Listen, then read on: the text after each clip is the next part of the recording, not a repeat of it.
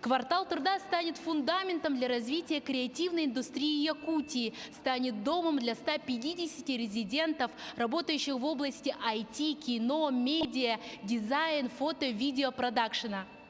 Единственный креативный кластер на Дальнем Востоке с площадью свыше 14 тысяч квадратных метров.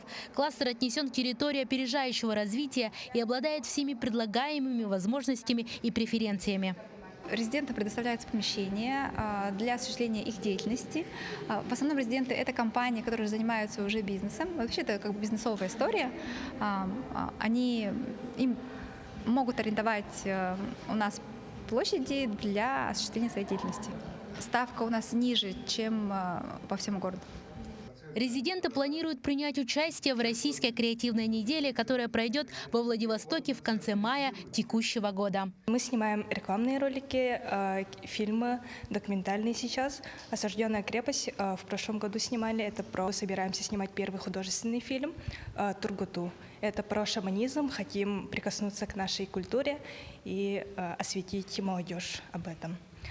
В здании предусмотрены офисные помещения различных форматов, общественные пространства, площадки для проведения лекций, переговоров, конференций, выставок и даже концертов. Здесь, на квартале труда, каждый желающий может прийти поработать, записать аудио-видео-контент, отправив заранее заявку на сайт кварталтруда.ком.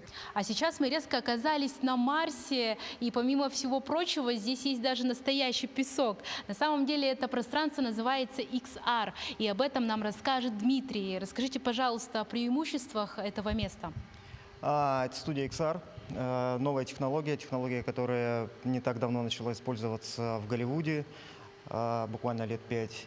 Студия XR позволяет нам размещать наших актеров в том пространстве, которое необходимо режиссеру, в том пространстве, которое задумано по сценарию.